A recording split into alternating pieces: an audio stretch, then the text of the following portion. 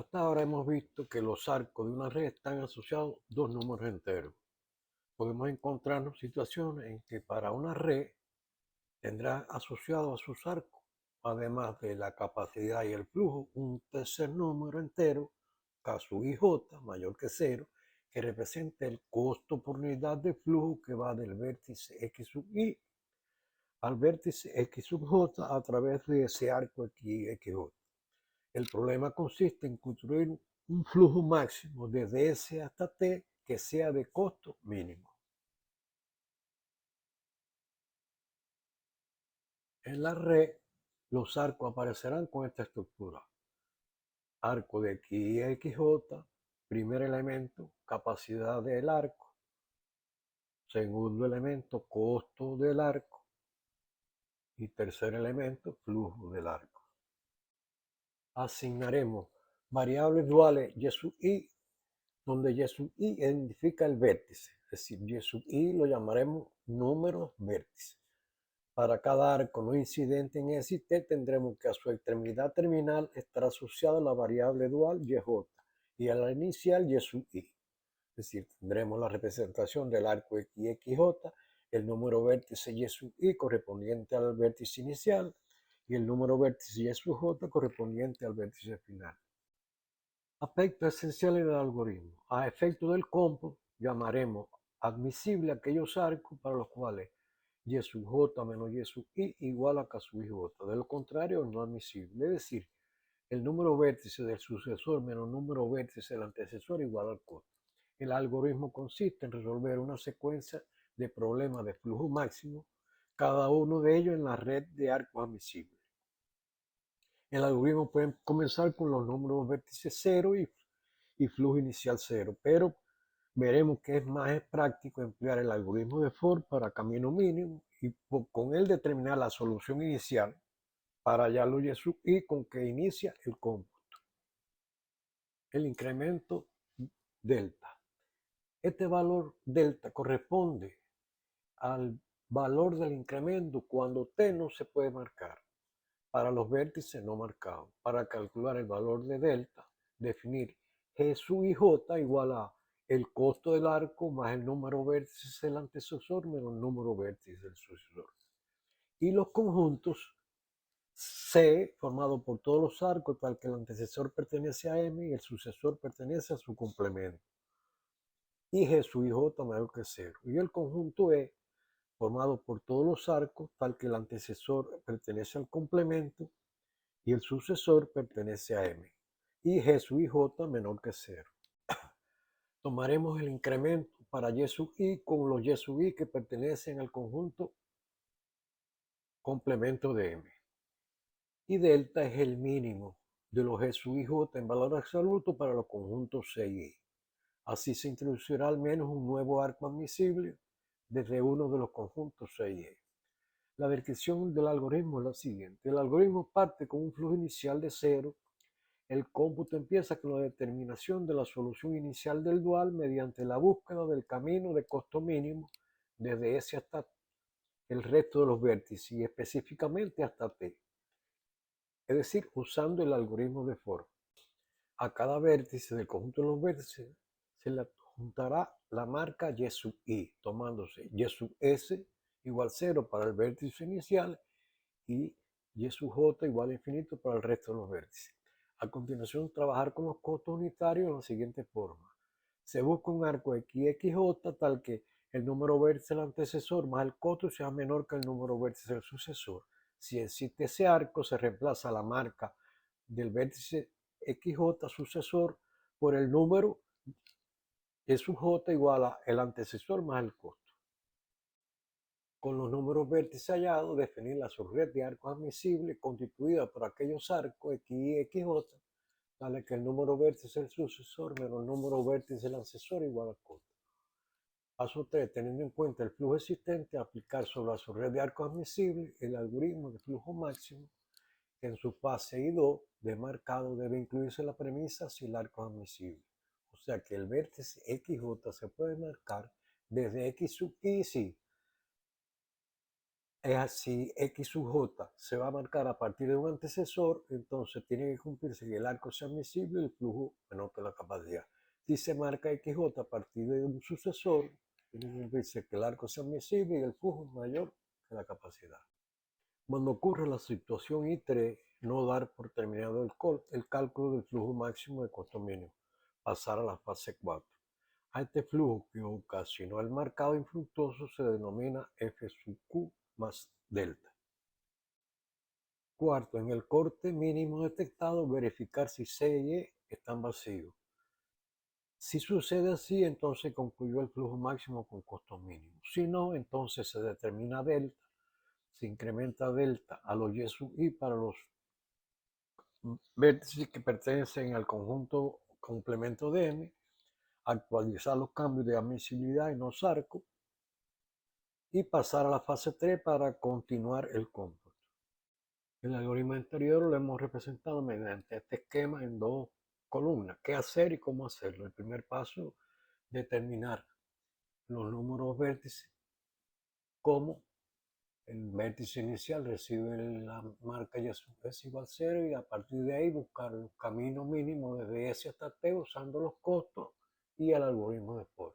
El paso 2, determinar los arcos admisibles con los que cumplen que Y sub J menos Y sub I igual al costo. Paso 3, aplicar el algoritmo de flujo máximo sobre la red de arcos admisibles, marcando a partir de un antecesor si se cumple que la capacidad es menor que el flujo y el arco admisible, sea a partir de un sucesor si se cumple que el flujo es mayor que cero y el arco admisible. A continuación, si se puede marcar T, se termina el combo. Si no se puede marcar, se define M y su complemento para los vértices M para los vértices marcados y M complemento para los marcados. Se verifica si C y E es un vacío. Si son vacíos, se llegó al flujo máximo con costo mínimo. De lo contrario, pues se calculan los G sub y J para los conjuntos C y E para determinar el incremento delta. Se incrementa ese valor delta en los vértices, los números vértices de los vértices no marcados y se vuelve al paso 2. Ejemplo, en la siguiente red encontrar el flujo máximo con costo mínimo desde S a T. Al vértice S se le asigna la marca 0. A partir de ese valor 0 se busca el número vértice de X1, que es 0 más 1 es 1. Ahora, el número vértice de X2, desde ese X2 el valor es 5 y desde X1 a X2 el valor es 2 más 1, 3. Por tanto, se usa el 3. Eso mismo ocurre de X2 a T sería 5 y de X1 a T sería 2. Por tanto, se toma 2. Ya con esos números vértices se determinan los arcos admisibles que están en rojo. Se aplica el algoritmo de flujo máximo. Para su red de arcos admisibles se marca S, 0 como infinito, X1 S más 7 y T se marca con X1 3. Ese valor epsilon T igual 3 se incrementa en el flujo que llevó, que va por la cadena que llevó de S a T y se obtiene esa otra red. Al aplicar de nuevo el algoritmo de flujo máximo, se puede marcar S, se puede marcar X1, se puede marcar X2, pero T no se puede marcar, por tanto se produce un corte donde M es S, X1, X2, que son los vértices marcados, y M complemento es T, que es el vértice que no se puede marcar. Como se tiene que M es S, X1, X2 y su complemento es T, los posibles arcos para C son ST, X1T y X2T. Ahora bien, el primer arco no existe y teniendo en cuenta que debe cumplirse que G sub I J sea mayor que 0, tendremos G sub 1T da 0, luego ese arco no pertenece a C. G sub 2T es 3, mayor que 0, luego ese arco sí pertenece a C y por tanto G sub 2T es igual a 3. Al analizar el conjunto E tenemos que es vacío, por tanto delta igual 3, el incremento delta es 3. Se incrementa ese valor en los números vértices de los vértices no marcados, en este caso el único vértice no marcado es T. Al incrementar delta igual 3 al número vértice de T, que era 2, ahora es 5. Se actualizan los arcos admisibles, sombreado ahí en rojo. Se vuelve a aplicar el algoritmo de flujo máximo. Para esa subred de arcos admisibles, se obtiene que T se puede marcar con X1,4. Ese valor 4 se incrementa por donde la cadena que nos llevó de S a T, que es de S X1, X1, X2 y X2 a T. Al incrementar en 4 se obtiene esa otra red. Y al aplicar nuevamente el algoritmo de flujo máximo, ese se puede marcar, pero el resto de los vértices no se pueden marcar. Luego se produce de nuevo un corte, donde M es S y su complemento X1, X2 y T. Para ese nuevo corte, se tiene que E es vacío y C está formado por el arco SX2. Por tanto, el G sub 2 es igual a 2, lo cual indica que el incremento es 2. Se incrementa ese valor en los números vértices, los vértices no marcados, y se tendría la nueva red. Es decir, se incrementa en X1, en X2 y T. Se actualizan los arcos admisibles, se vuelve a aplicar el algoritmo de flujo máximo, se obtiene que X25 es la marca de T, por tanto ese valor 5 se incrementa en la cadena que nos llevó de S a T. Al incrementar ese valor de epsilon T en la cadena que nos llevó de S a T, se obtiene esa red. Se vuelve a aplicar el algoritmo de flujo máximo. De nuevo, S se puede marcar, el resto de los vértices no se pueden marcar. Se produce nuevamente un corte. Al buscar el conjunto C es vacío y el E es vacío. Y el flujo total es 12. 9 más 3, 12. Y por acá 5 más 7 es 12. Es decir, que el flujo que sale de ese es el mismo que llega aquí. Y el costo total es la suma de los costos por el flujo en cada uno de los arcos, que da 61. Veamos el siguiente problema. Aplique el algoritmo de flujo máximo con costo mínimo a este problema. En el gráfico se muestra a continuación, se presenta un sistema de distribución de agua desde un embalse, que es el nodo A, hacia una zona de distribución agrícola, que es el nodo B, con sus estaciones de bombeo y canales conductores. Cada canal tiene asociado su capacidad anual y costo de distribución expresada en millones de metros cúbicos de agua.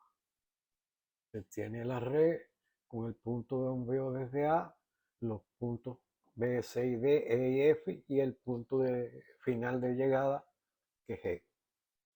Se tienen los canales de AB, de AC, de AB y así sucesivamente, la capacidad de cada canal, el flujo inicial que es 0 y el costo del flujo por cada metro cúbico de agua. Se pide cuál es la cantidad de agua que llega a la zona de distribución agrícola, cuál es el costo total de distribución del agua, qué cantidad de agua pasa por el punto de bombeo F y cuál es el costo del agua que pasa por la estación de bombeo E. Por supuesto, hay que aplicar el algoritmo para hallar la solución óptima.